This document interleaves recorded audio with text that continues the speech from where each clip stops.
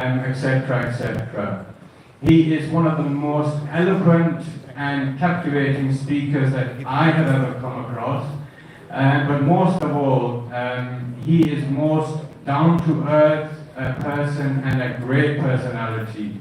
And I feel honored and humbled whenever I am in his company. In your loudest of salawats, I'm now going to request Syed to come and address this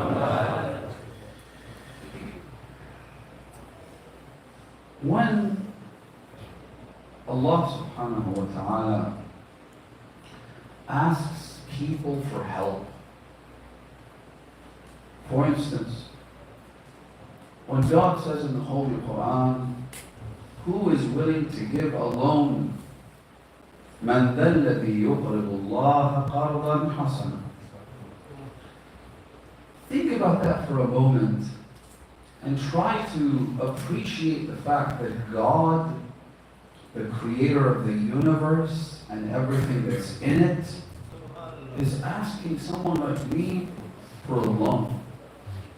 Clearly, obviously, this is not so that God would benefit from me, but rather so that I could benefit from Him.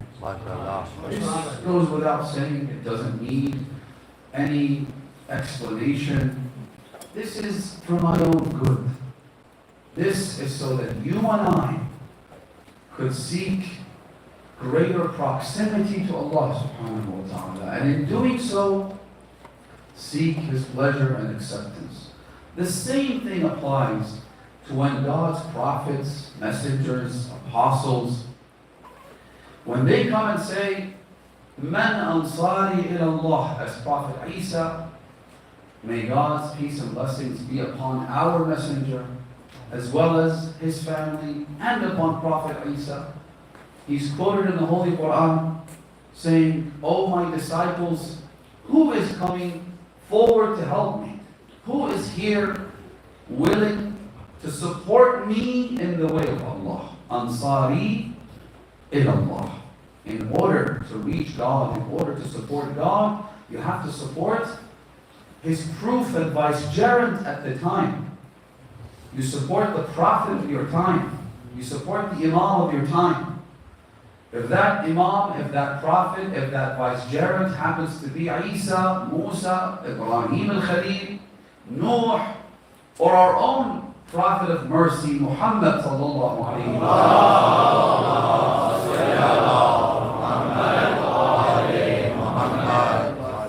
or the imams, members of his holy household, his progeny, then that is the person who needs to be supported. Again, not so that he would benefit, but rather so that you and I could benefit. Because by orbiting around these bright celestial objects, by being in the orbit of the sun, does the sun benefit or the earth? Does the sun benefit or Mars or Jupiter or Neptune? It's these planets that benefit. The sun doesn't need any of these. It's the sun that gives them their heat, their electromagnetism, its gravity. All of these things that we benefit from on this planet come from where? Come from the sun. Which gives you a glimpse of why the Holy Prophet describes the awaited Savior as the sun when it is hidden behind the clouds. Because by being in his orbit, you gravitate towards him. You benefit from him. You seek from him everything that you need for your survival. Without the sun, we become loose cannons. We spin off into the abyss of this dark and empty and desolate universe of ours. That's why it's important that you stay within that orbit. You stay close to the cause and the reason for our very survival. Without God's vicegerent, without the gravitational pull of the hujjah of God, the entire universe would collapse onto itself. So, when they ask us for help, just as my dear brother Anjum was saying earlier, it is for our own good. Now, you've all heard that Imam Hussein, on the day of Ashura, cried out multiple times, أَلَا هَلْ مِن نَاصِرٍ يَنْصُرُنِي. What does that mean? How are we supposed to come to the aid and assistance of Imam Hussein 14 centuries later? How is that supposed to happen? Our devotional literature, such as the ziyarat of Imam Hussein, they give us a few hints. For example, we say in Ziyarat al-Arba'in, لَبَّيْكَ دَاعِيَ اللَّهِ, I am at your beck and call, O one who invites towards God. Da'i Allah is the one who invites us and guides us and shows us the way to Allah subhanahu wa ta'ala. No one knows how we can seek the pleasure of God other than those that He has appointed to be His spokespersons. Otherwise, anybody can claim to speak for God. And many people indeed do claim to speak for God. Politicians somehow connect themselves to God. They always add a divine dimension to their authority. And this has been the case since time immemorial.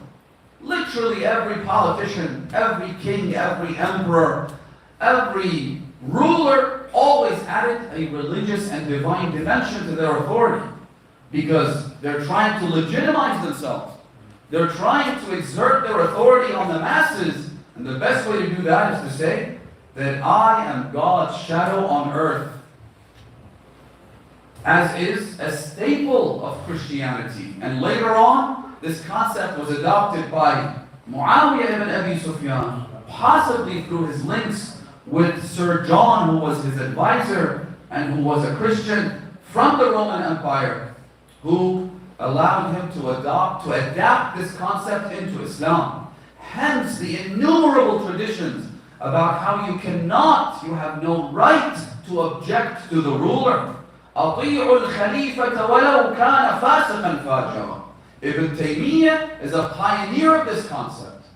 He's the one who crystallized fully this idea that a king must be obeyed no matter what, even if this king, if this ruler, if this emperor happens to be impious and immoral and filthy. If he happens to be a murderer, you still must obey him. وَلَوْ قَتَلَكَ, according to some of these concocted traditions that have been attributed to the Holy Prophet of Islam, which run contrary to the Holy Quran, but this is how they've been able to maintain their authority over the years and centuries. By saying that we are God's shadow on earth. We represent God in this world. And so any objection to them is an objection to God. And because it's an objection to God, then whoever dissents, whoever engages in insurrections, whoever decides to rise up against the ruler, must be eliminated no matter who that person is, including the grandson of Rasulullah. A fatwa was issued. You know that the fatwa came out saying that Imam al-Hussein خرج على دين جده. He engaged in insurrection against the religion of his grandfather. According to the religion of his grandfather, he must be killed. قتل بسيف جده. This is the Prophet's sword that killed Hussein. They had to justify it like that. So, when Imam al-Hussein says, أَلَا هَلْ مَنْ نَاصِرٌ يَنْصُرُنِي, what's he talking about? لَبَّيْكَ دَاعِيَ اللَّهِ gives us a hint. Because then you say in the same ziyarah, إِنْ كَانَ لَمْ يُجِبْكَ بَدَنِي حِينَ اسْتِنصَارِكَ. If I wasn't there physically, if my tongue wasn't there to respond to your call, فَقَدْ أَجَابَكَ سَمْعِي وَبَصَرِي وَفُؤَادِي. My ear responds to you now. My heart responds to you. And my eyes respond to you. So this gives you a bit of a hint. But we want to delve a little deeper into that.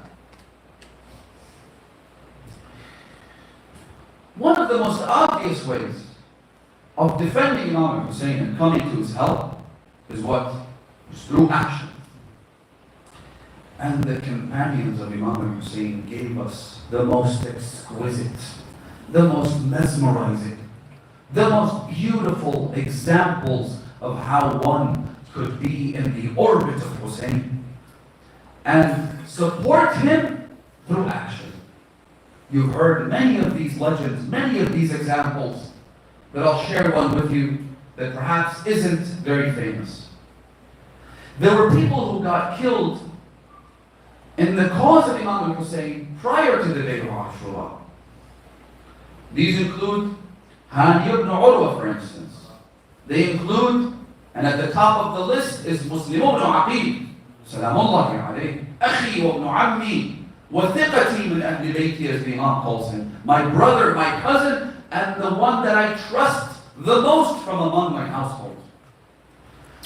They also include a young man. His name was Qais ibn Musahhar al-Saydawi. Memorize these names. We'll need them on the day of judgment. They will be interceding.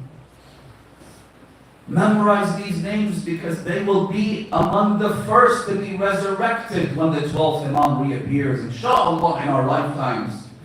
Because the companions of Imam Hussein will come back to this world and establish justice as they did on the day of Ashura, but they'll complete the mission with their Imam and their master. What's the story of this young man? He was among the messengers of Imam Hussein. The Imam sent several people to deliver messages. He sent messengers to Basra, he sent messengers to Kufa, he sent messengers to multiple locations in order to give the greatest possible chance for those who had the potential to join the mission of Imam Hussein to do so. It was to fulfill God's proof so that people couldn't say we never knew. We didn't get a chance. Imam Hussein, Lillahi al-hujjatul baligha. Allah fulfills His proof so that no one has any excuse.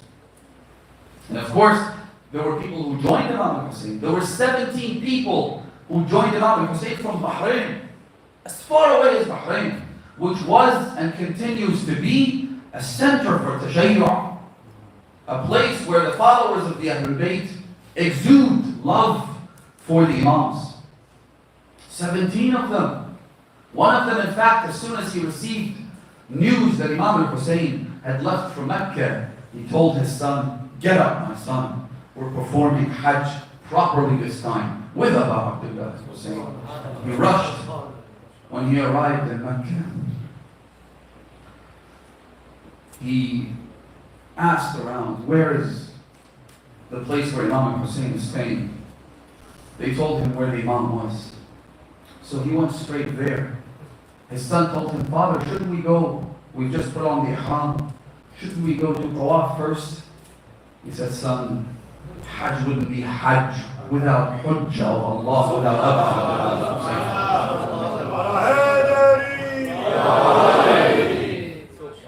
So he went to the house of the Imam, or where the Imam was staying, perhaps his tent.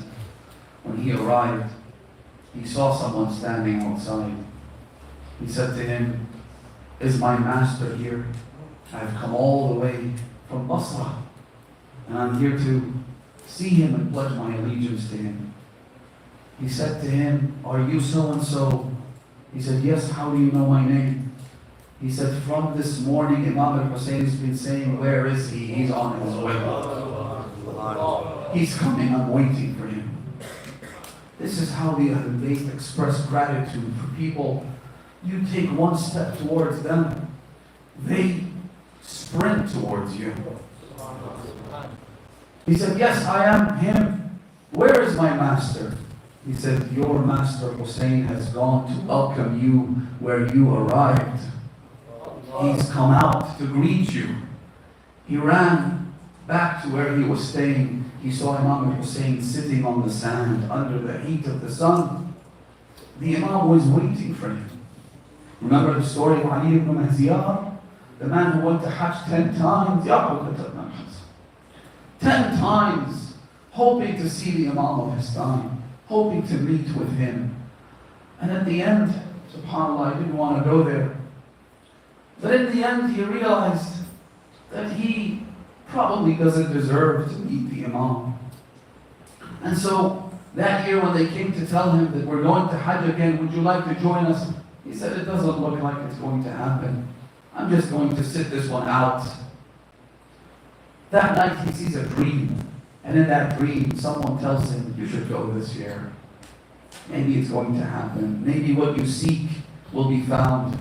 And so he goes. Long story short, eventually he is led into the tent of the 12th Imam. When he sits there, he describes how the Imam looked in the finest details, the beauty of the Yusuf of Fatima Zahra.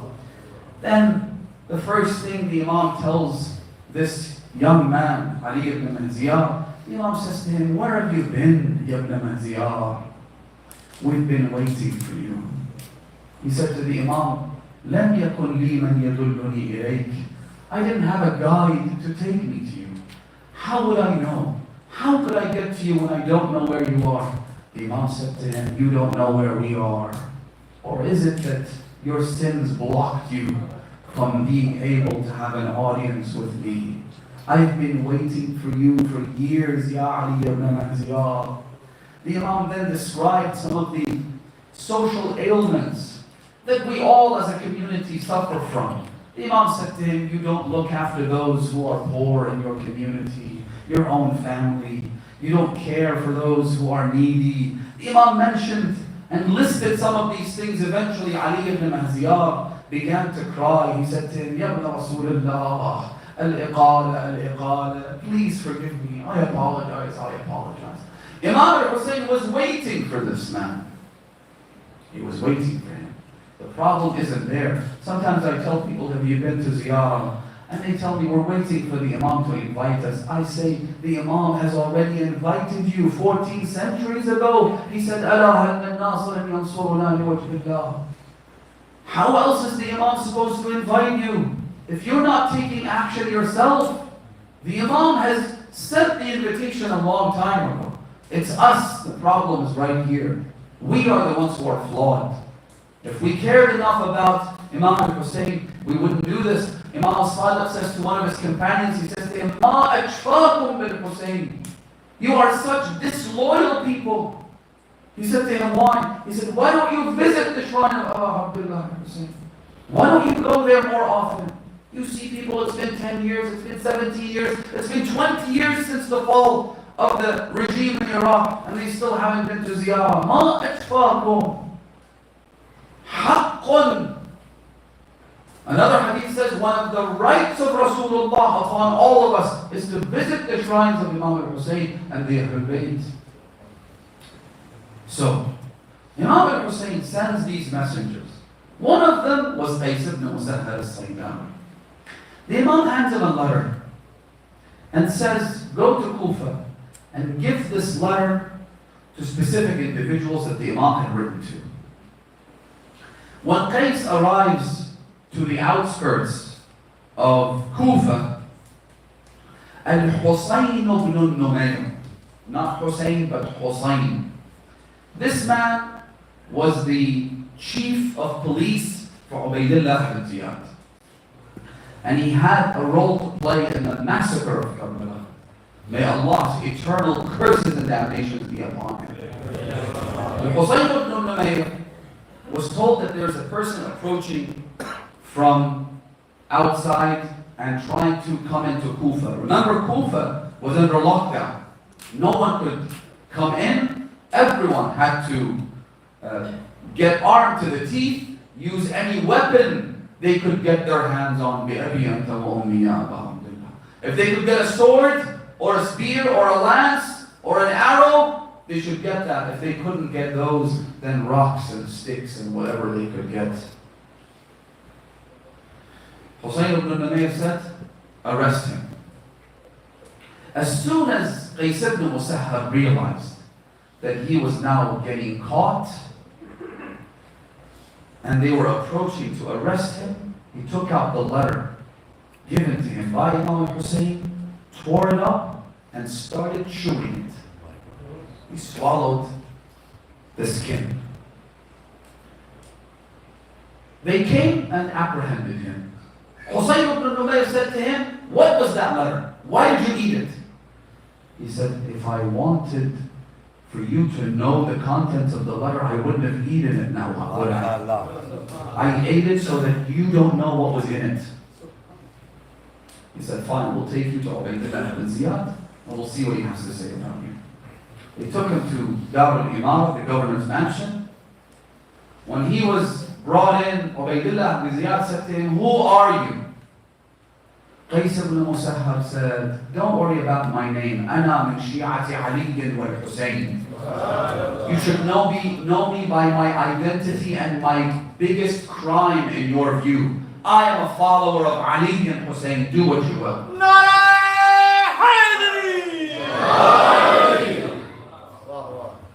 He said, but if you must know my name, I am also Qais ibn Musahhar al-Saydawi.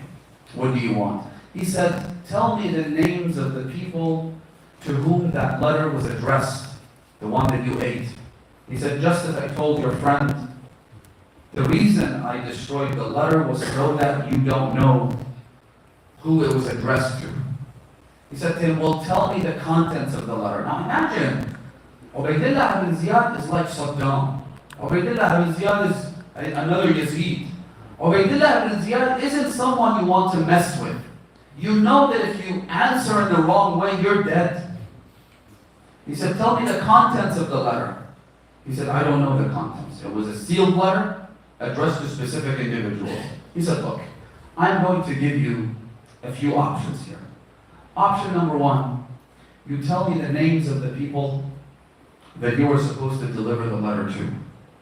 Option two, you go on the pulpit and you curse Hussein, Ali, Hassan, Fatima, and the Ahlul Bayt of Rasulullah. Option number 3, I have your head right here. I'll kill you. Qais ibn Musahab said, as for the names, you'll never have them. As for death, well, that can't be good. As for doing what you asked me, fine, let me sit on that pulpit. Big mistake. Ubaydullah fell for that. Qais ibn Musahab went on the pulpit. He started out by saying, Ayyuhan nas, I am the messenger of Abu Abdullah Hussein to all of you. You should know that Ubaydullah ibn Ziyad is an imposter. He's a tyrant. He's evil. Just like the one who appointed him Yazid. Just like the one who appointed him before him Muawiyah. And you should also know that Al-Hussein and his caravan are approaching Kufa and their location is such and such, so make sure you reach him. He gave the location of Imam Hussein so that they could join him if they wanted to. Ubaydullah ibn Ziyad, by the time he realized what a mistake he had made, it was too late. He said, bring him down, take him up on the rooftop of the governor's mansion, slice his head off and throw him down the stairs. One of the most obvious ways to defend Abu Abdullah and Hussein is with action. It is to do what you are supposed to do at that specific time. It is to pay any price for obedience to the proof of Allah subhanahu wa ta'ala. You've all heard the example. I don't want to mention it again, but very briefly, because it's so inspiring, because it's so beautiful, this young child, you have the elderly joining Imam al-Hussein on the day of Ashura, Abdullah ibn Afif al-Azdi, you have Ibn Kahil al-Asadi, you have the ones whose eyebrows were so long. You know when people get really, really old, the eyebrows are so long, he had to wear a headband just to lift up his eyes and be able to see the enemy. Imam al-Hussein cried for this man on the day of Ashura. He said, may Allah bless you. Why are you doing this to yourself? He said, because I heard Rasulullah say, إِنَّ ابْنِي هَذَا يُقْتَلُ بِأَرْضٍ يُقَالُ لَهَا Karbala. This son of mine will be slaughtered in a land called Karbala. فَمَنْ شَهِدَ الْمَوْقِفَ فَلْيَنْصُرْهُ. And whoever witnesses that day must support him. I heard the Prophet say this. I've been waiting for this day. Yabna Rasulullah. I've been yearning for the chance to support you, to help you, to do whatever I can to lay my life for you. You have these examples, and then you have these children who, he comes to Imam Hussein dragging his sword on the sand. The Imam looked at him. The Imam said his father was just killed in battle. Take him back to his mother. And the child says, Ya Abu Abdullah, it was my mother who sent me to you. My mother says, how could your mother Fatima al-Zahra grieve over her son while I don't grieve over my son? How could I look Fatima on the day of judgment in the eye? I wish to sympathize with Fatima al-Zahra. She's the one who sent me to you, and while I am too young to wear any armor or helmet, I can still try and carry the sword. The young man heads into the battlefield saying this. Again, I say this to all the mu'mineen. It's probably the one epic that every Shia has memorized. If you haven't, make sure you memorize it. Instead of identifying himself, instead of introducing himself, instead of talking about him and his family and his tribe and his father, he identifies himself through his master. What does he say? Amiri Hussein wa ni'mal amir. Surur fu'ad al-bashir al-nadir. My master, never mind about me, my master is Hussein. And what a good master is he. He is the fruit of the eye of Rasulullah. He's the grandson of the messenger of God. You have these examples. They supported Imam Hussein through action. The other way to support Imam Hussein is, and this is something that is more relevant to us, it applies to all of us, is through our wealth and our money. Now I just want to give you some examples, I don't want to talk about specific things, but I want these values to be instilled in all of us. When Muhammad ibn Sulaiman al-Nayshaburi, this individual who came from the city of Nayshabur, goes to meet the next Imam after or sixth Imam. So, in other words, Imam al-Sadiq salawatullahi wa salamu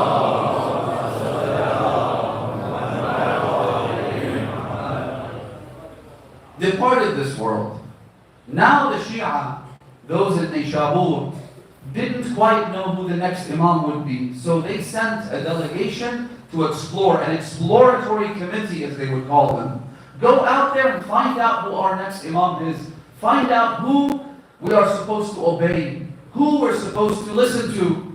So they sent this man who was reliable, he was trustworthy, he was a good man, along with dozens of camels, with loads and loads of money and expensive fabric and spices. Now, back in those days, the currency was what? It was gold, silver, spices, and fabric. So they send all of this with him as their khums. This is the alms on our prophets. Take it, identify the Imam, and hand it over to him, which is what you're supposed to do. As he's leaving, this elderly woman approaches him. And she says to him, all I have is 7 broken pieces of silver. In other words, these are coins, but they're broken. They're not even whole coins. 7 of these and a tiny piece of cloth. This is my khums. He looked at this and he said to this woman, you do see how much money, how much wealth, how much gold and silver I'm taking to the Imam. What is this? You can keep this if you want. She said to him, إِنَّ اللَّهَ لَا يَسْتَحِي مِنَ الْحَقِّ. This is haqq. This is something that must be paid. It must be handed over to the Imam. And Allah is not ashamed of this. We shouldn't be ashamed of this. So she hands it to him. He takes it reluctantly, puts it in his pocket. Her name was Bibi Shatita. She's known as Bibi Shatita in Iran. Whoever goes to Nayshabur, you visit Imam Zada Mahrouk, you also visit the place where Imam Rida alayhi salam placed his foot. That's a place where people visit. And you also visit the shrine of Bibi Shatita. He takes this money, puts it in his pocket somewhere, heads over to explore the next Imam. When he finds the next Imam al-Kadhim alayhi salatu wassalam, he then, listen carefully to this, brothers and sisters. He enters and says, Ya Ibn Rasulullah, I have all this money, I have all this gold, all this silver, and this belongs to you. The Imam said to him, I am not interested in any of that. Give me the stuff that Shatita gave you. Then the Imam repeated the same verse to him that Shatita said. He said, Inna Allah la yastahi min al-haq. This is haqq. And Shatita's money is the only one that's not tainted. It's the only one in this entire arsenal, this entire caravan of yours that's pure. That is the money that I'm going to take. I will not take impure money. I will not take wealth that's been tainted and corrupted and mixed with that which is illicit and haram. Take all of that back to whoever gave it to you. Just give me what Shatita gave you. Then the Imam handed 1,000 gold coins to Ali ibn Muhammad al-Naysaburi. And he gave him a kafan. He said, go and give this to Shatita. Tell her this is a gift from your Imam Musa. And tell her that you will die within 2 weeks. So use this money to do whatever you need to do. If there is anything you owe to anyone, just get your affairs in order and get ready for death, for you will die in no more than 2 weeks. By the time he got back, he gave the money and the gift of the Imam, the kafan that he had given her, to Shaqiqa. Shaqiqa initially cried and fell unconscious. Long story short, she died 2 weeks later. Guess who came at the very last moment to help bury her in her grave? The Imam came and he sprinkled some of the sand of Karbala. When you give money in the cause of Imam al-Hussein alayhi salam, whether it is for the local masjid, I was so delighted when I heard that alhamdulillah you are getting ready to actually purchase this place. These are houses of Imam al-Hussein, brothers and sisters. You know, they burnt down the tents of Abu Abdullah on the day of Ashura.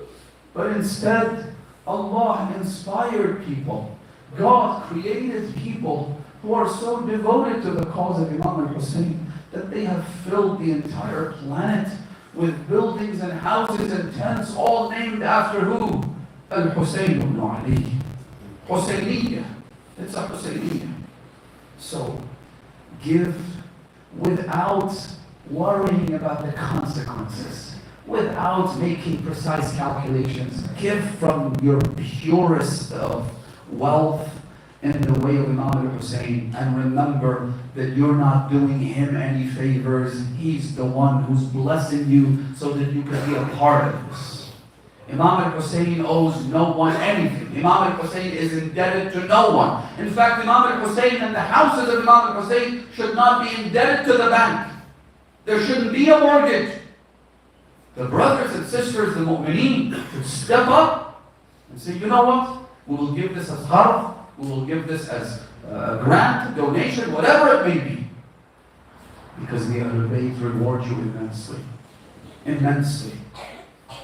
When the caravan went back, subhanAllah, there's a lot of things I wanted to say, but I'm going into different directions. And maybe it's for a good reason. Maybe this is inspiration from the Imam himself. When the caravan came back, the person who accompanied Bibi Zainab and the women of Imam al-Hussein, he didn't mistreat them on the way back. Remember, he was still an agent of Taghut. He was still an employee of Yazid. He was still an evil man. But because he didn't oppress and hurt and add to the anguish and the pain of the women of Rasulullah, when they arrived in Medina, Lady Zainab took whatever remaining gold they might have had. Remember, they took it all on the day of Ashura. But perhaps they had something in Medina. Lady Zainab took all of that and she gave it to this man, the head of this caravan, the prison guard who brought them to Medina. She gave it all to him. When you contribute in the way of Imam al-Hussein, even if it's a tiny gesture of goodwill, they reward you immensely. You see those people on the way in Ziyarah to Azadari? You see those people who build entire maqams. They build buildings, they offer food. And then you see these children giving out Kleenex and giving out cups of water and giving out toothpicks and giving out the things they could afford. Do something for Imam al-Hussein. Write your name in that list and make sure you put this slogan into practice. Ya laytana kunna ma'akum fanafuza fawzan azima. Another way you can support Imam al-Hussein, and I'll wrap up, I do apologize, is what I would call scientific and knowledge-based support for Imam al-Hussein. I'll give you a couple of examples. Hisham ibn al-Hakam was the youngest student of Imam Saww. The youngest. In fact, he was so young that Himran ibn A'yan, Muhammad ibn Muslim, Zurara ibn A'yan, and these great students and companions of Imam al-Sadiq, they describe him. They say that when he joined our little study circle with Imam al-Sadiq, he had barely begun to grow a sideburn. In other words, he was a pubescent teen. That's how young he was. And yet, whenever he would walk into the room, Imam al-Sadiq would greet him and say, Ahlan binasirina, welcome to our supporter. We're speaking about supporting Imam al-Hussein, right? Welcome, our supporter who supports us with his heart, with his tongue, and with his hands. Harun used to say, he hated Hisham ibn al-Hakam. He absolutely despised him with a vengeance. Why? He used to say, Inna lisan Hisham ibn al-Hakam, the tongue of Hisham is sharper than 1,000 swords. Because Hisham would go around and he would invite people to the path of the Ahlul Bayt. That is a great way to support the Ahlul Bayt. And what I mean by that is do what Imam al-Rida says, famous hadith. The Imam says, Rahimallah man ahya amrana. May Allah revive our cause. So the narrator says, I told the Imam, how do we revive your cause? The Imam gave precise instructions. He said, يَتَعَلَّمُ عُلُومَنَا وَيُعَلِّمُهَا النَّاسِ. Seek our knowledge, then pass it on. Then teach it to others. The greatest service you can do to Imam Hussein and to the Imam of your time in these dark, desolate times of confusion is to seek their knowledge. It is to acquire their knowledge. Learn how to respond to the misconceptions, to the doubts. Learn how to debunk the charlatans and the imposters. Learn how to do that. You will need it, your children will need it, your families will need it, our communities will need it. These doubts are only going to get worse and worse. They're only going to get more and more confusing, more elaborate. So let's seek their knowledge and then teach it to others. See, I'll give you one example of how this can be the greatest service to the Ahlul Bayt. The 7th Mongol emperor was a man by the name of Ol-Jaltio. Have you heard that name? Ol-Jaltio, it's a Mongolian name. He was the 7th after Genghis Khan. He was number 7. This man ruled over a large swathe of the Muslim world. The crimes committed by the Mongols are indescribable.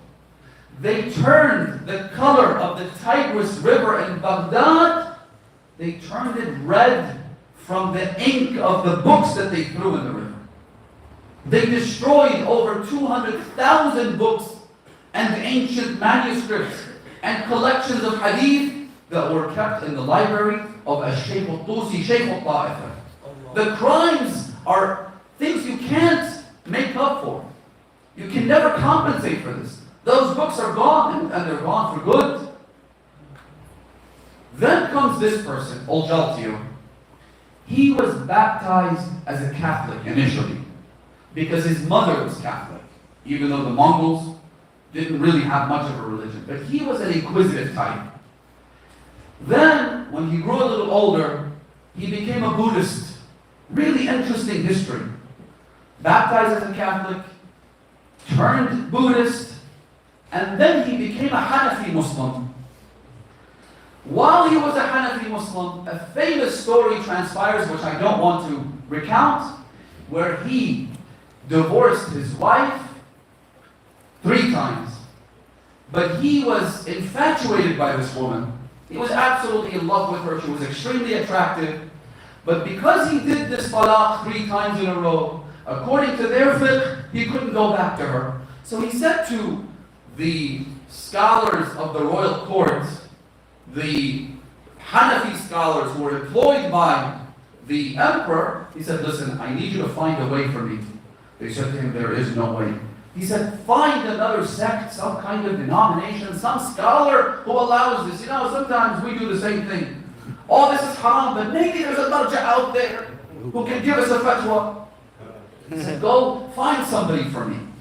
They told him, there is really no one who can help you with this except this Rafidi sect, who, these people, they're not even technically Muslim, and they are deviants and they engage in heresy, and they're not mainstream Muslims anyway, and they represent a tiny, tiny minority. He said, I want to speak to their top scholar. At this point, they had no choice. So they said, we'll go find someone. SubhanAllah. Again, I don't want to get into the story, but I just want to mention this part. They said, we'll go find someone who can't really do justice to the Shia faith. So they find this elderly man in the main mosque. They say to him, are you Shia? He said, I'm a Shia. They said, are you a learned scholar of the Shia faith?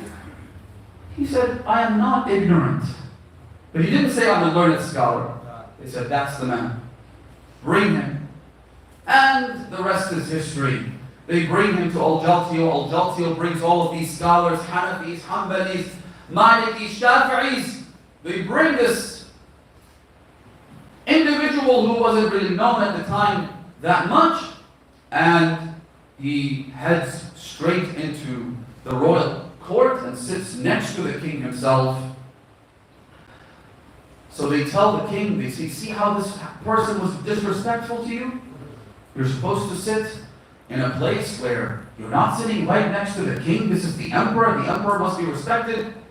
So he turned around, he said that the Quran says that wherever you enter, you should sit wherever there's a seat available to you. But because they had taken all the seats, trying to force him into that corner, he said, well, that's what the Quran says. He said, well, why didn't you say salam to the king? He said, because the Quran says that whenever you enter a place, say salam to everyone, not to isolate a person and say salam to one person, but not to the other people. Long story short, they said to him, well, why do you have your shoes with you then? This is the biggest act of disrespect to the emperor. He said, well, the reason is I saw this hadith, which says that in the time of the Prophet, Malik ibn Anas was there, and one day he stole the Prophet's shoes. And so I just wanted to be careful and just be cautious. So the Malikis were up in arms saying, what a fabrication this is, what a lie this is. Malik ibn Anas wasn't even there at the time of the Prophet. He said, well, excuse me, I do apologize. It wasn't Malik, it was Abu Hanifa. The Hanafis then got up, and there was an uproar. How could you lie? Why would you make up this thing? And he said, well, I'm sorry, it wasn't Abu Hanifa, it was Ahmed. And so on and so forth. In the end, when they all acknowledged that none of these individuals existed in the time of the Prophet, he then said, well, what happens to the Muslims from the time of Rasulullah to the time of these mashayikh of your denominations? Were they all kuffar? Were they all following the wrong version of Islam? If these are the founders of your juristic schools, then what happens to the Muslims who lived before them? As for us, we follow Rasulullah, followed by Ali, followed by Hassan, followed by Hussein, followed by the Imams of the Ahlul Bayt, which is why Ash-Shafi'i says, إِذَا شِئْتَ أَن تَرْضَى لِنَفْسِكَ مَذْهَبًا. You are a Muslim, you open your eyes in the year 2021, and you don't know what to do, you don't know which religion, which sect, which denomination to follow. Here is a prescription by Ash-Shafi'i himself. He says, إِذَا شِئْتَ أَن تَرْضَى لِنَفْسِكَ مَذْهَبًا. If you're looking for a faith and a school to follow, يُنَجِّيكَ يَوْمَ الْحَشْرِ مِنْ لَهَبِ النَّارِ, that's going to save you on the day of judgment from the flames of the inferno. فَدَعْ عَنْكَ قَوْلَ الشَّافِعِيِّ وَمَالِكٍ وَأَحْمَدَ وَالنُّعْمَانِ وَكَعْبَ أَحْبَارِ. Then leave these people, including himself. He says, don't listen to us, don't listen to these individuals. وَوَالِ أُنَاسًا قَوْلُهُمْ وَحَدِيثُهُمْ. Instead, follow people whose speech is always this. روى جدنا عن جبرائيل عن الباري. Our father narrates from his father, who narrates from our grandfather Rasulullah, who narrates and quotes Jibreel, who quotes Allah subhanahu wa ta'ala. Nohay, Hadiths. Ya Ali, Ya Ali, Ya Ali, Al-Jaltio converts to Tashayyu.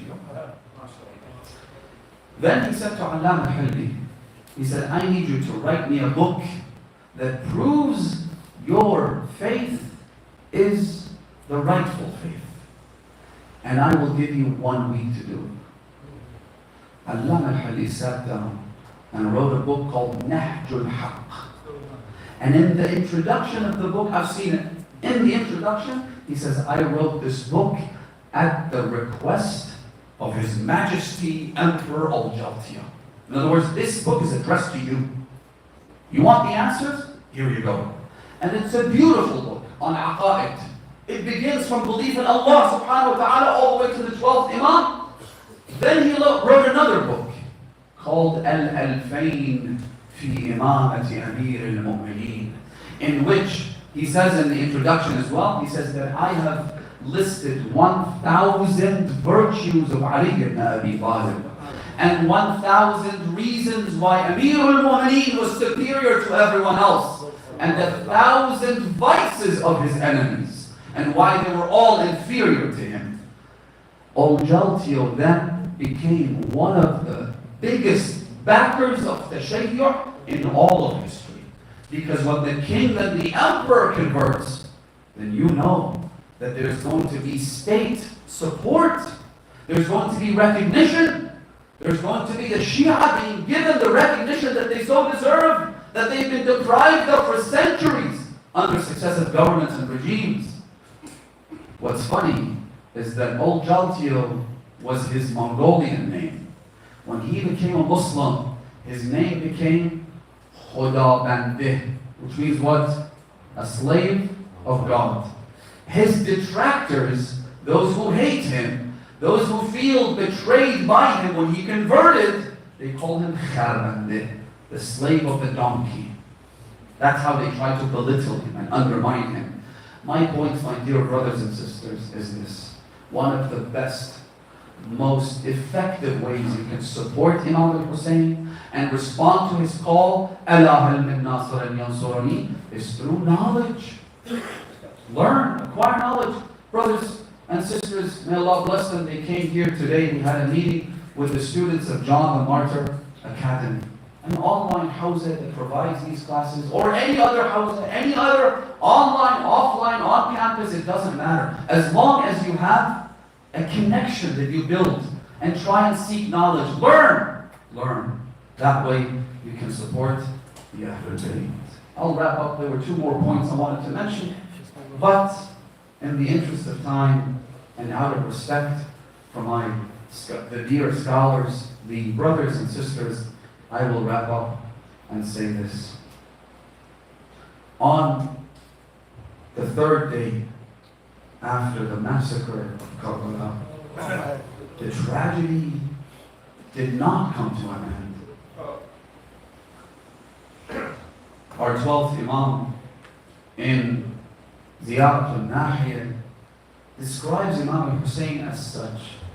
He says to him, As-salamu ala al-madfoon, peace be upon the one who was buried by who?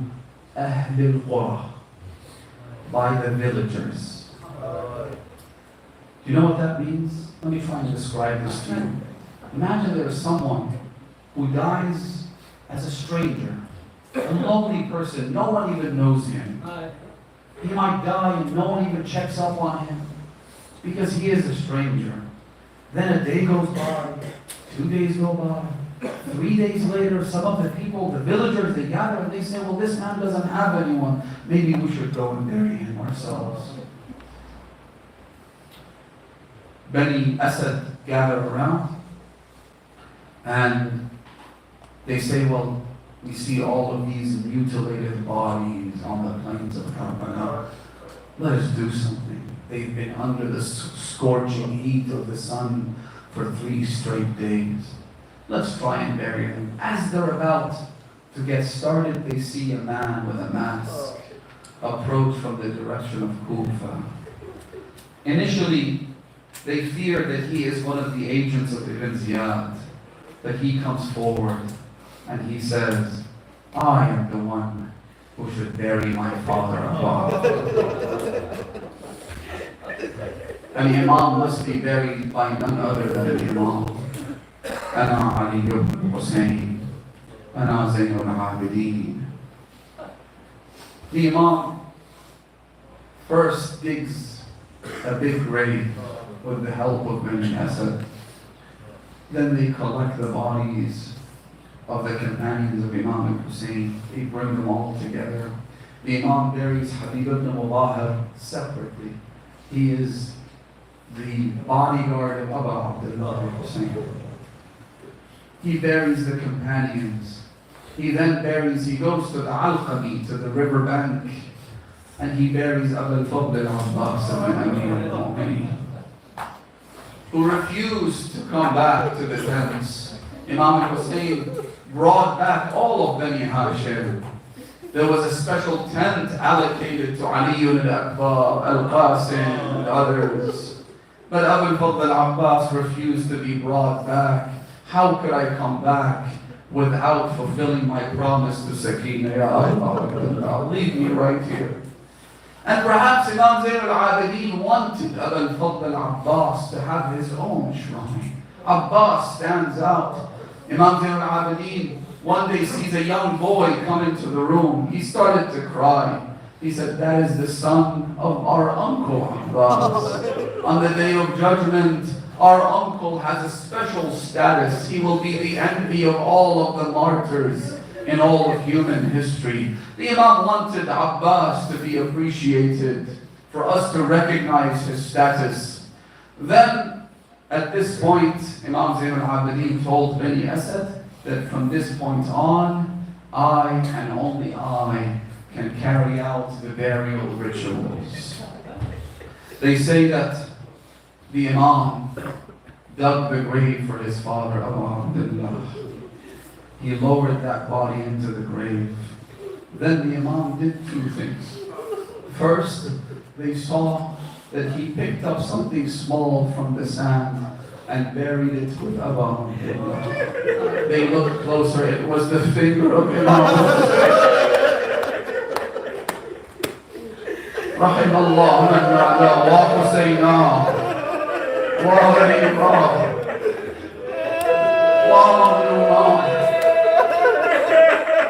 Then just before finishing the burial, Imam Zayn al-Abidin said that there has to be another person. I need to bury someone else in the grave of Allah. لا تدفن الطفل إلا عند والده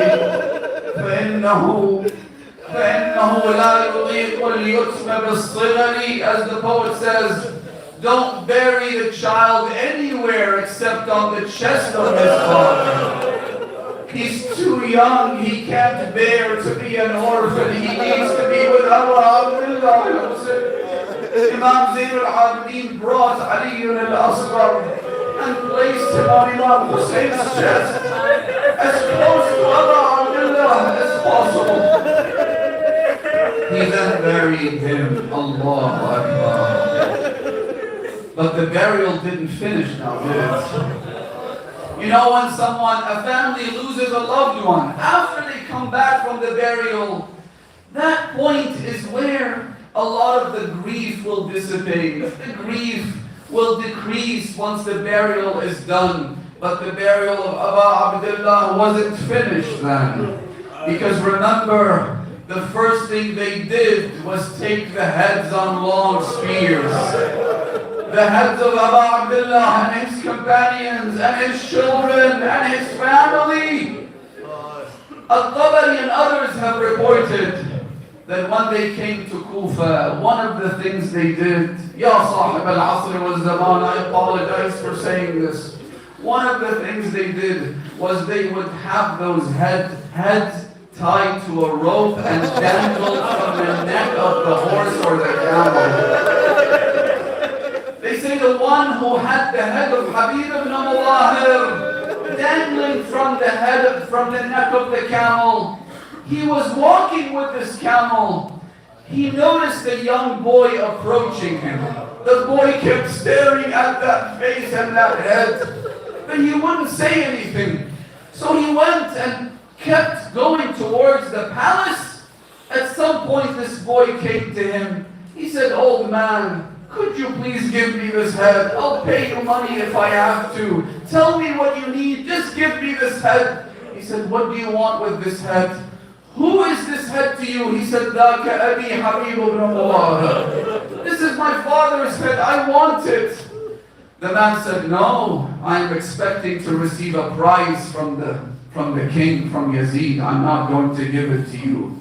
So the head wasn't given to him. The boy said, please let me bury my father's head and find some closure. He said, that's not going to happen. Do you think, I believe the reason the head wasn't handed over to the young boy, the orphan of Habib, is because Habib himself would refuse to have his head buried, but not the head of his master, Abu Abdullah bin Hussein. They say that when they arrived at the gates of Shaam, Lady Zainab looked up, and for the first time since the day of Ashura, she saw the head of Abu Abdullah. These are the words of Lady Zainab. Ya hilalan lamma istatamma kamala.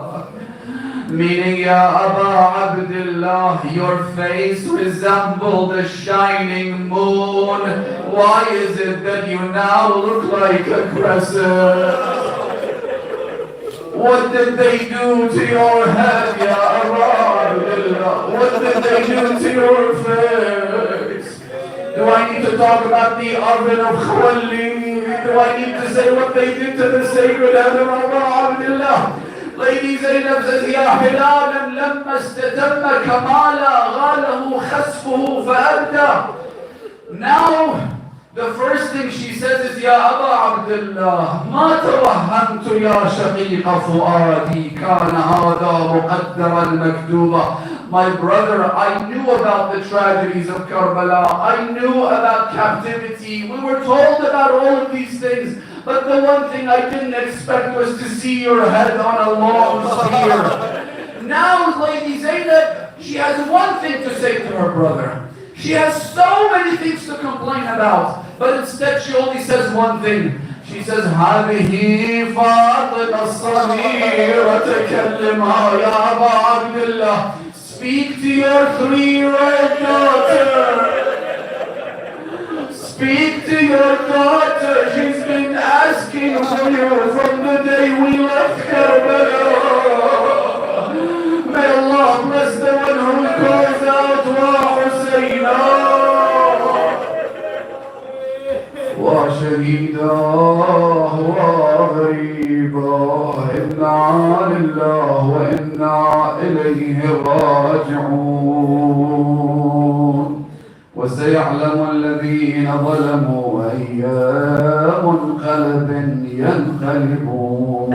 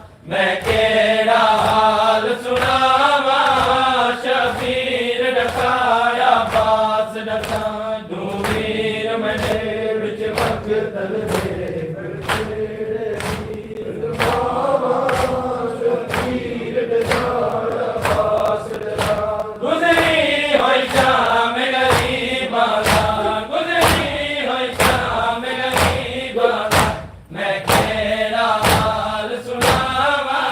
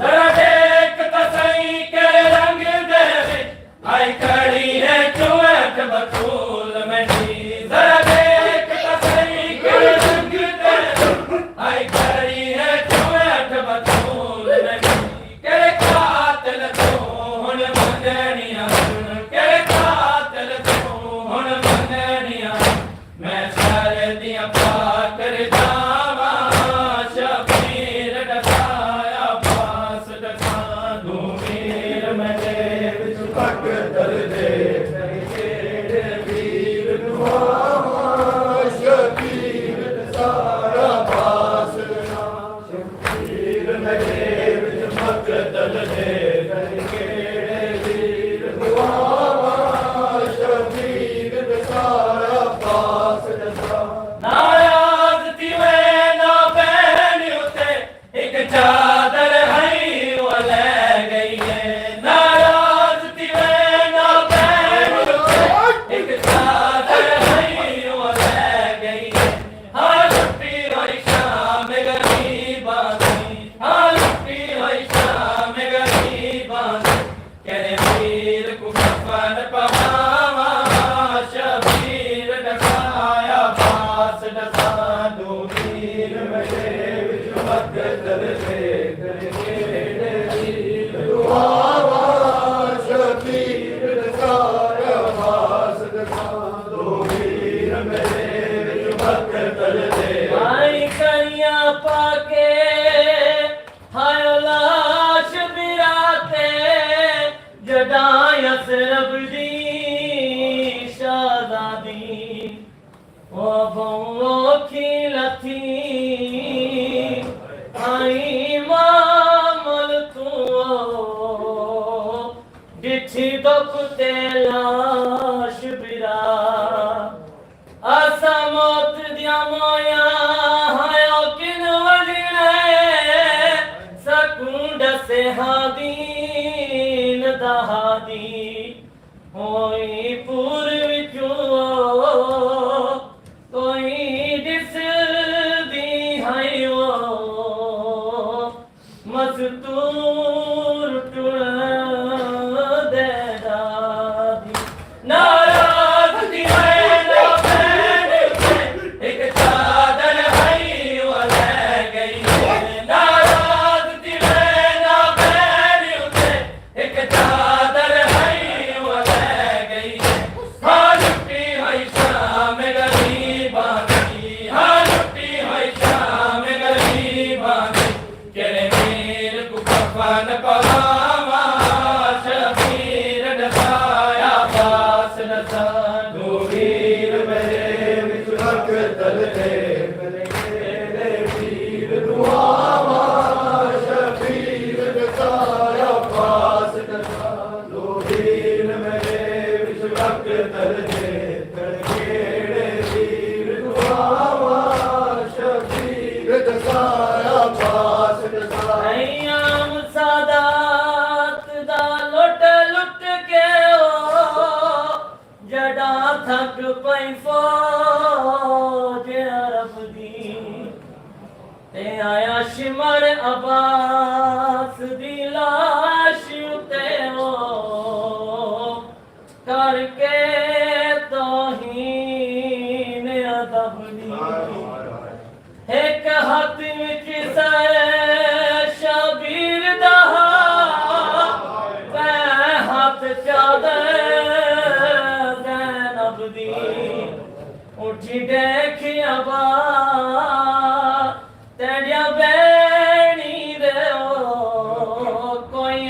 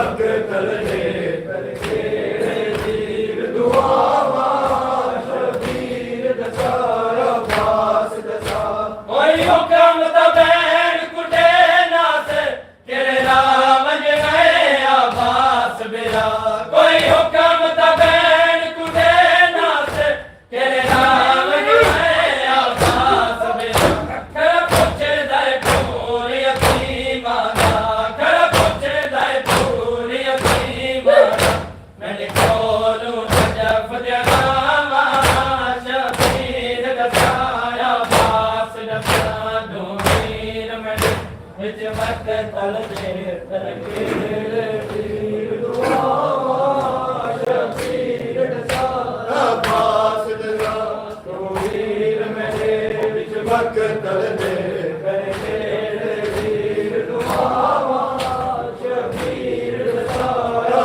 बास दसा कोई हुक्म तबैन कुटे नास केरा वंज गए अब्बास बेरा कोई हुक्म तबैन कुटे नास केरा वंज गए अब्बास बेरा कर पूछे दाए पूरी यतीमाना कर पूछे दाए पूरी यतीमाना मैंने कोलू नजफ जनावा शबीर दसाया बास दसा दूमीर मैंने विच वक्त तल दे करके दुआवा शबीर दसाया बास दसा दूमीर मैंने विच वक्त तल दे करके सलाम टुर पई तुझे होए हथां दे नाले करके सलाम टुर पई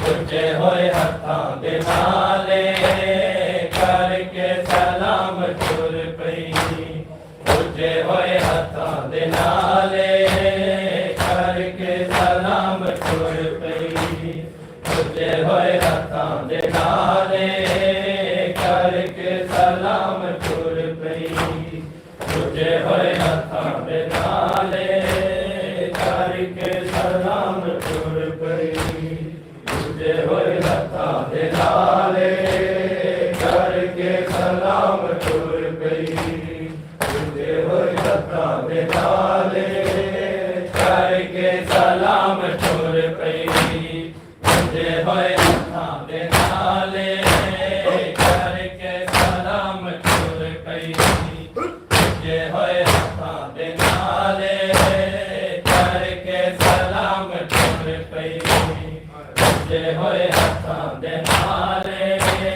करके सलाम टुर पई तुझे होए हथां दे नाले करके सलाम टुर पई तुझे होए हथां दे नाले करके सलाम टुर पई उठी देख वीर गाजी उठी देख वीर गाजी तेरी बैन शाम टुर पई तुझे होए हथां दे नाले करके सलाम टुर पई तुझे होए हथां दे नाले करके सलाम टुर पई तुझे होए हथां दे नाले करके सलाम टुर पई उठी देख वीर गाजी उठी देख वीर गाजी तेरी बैन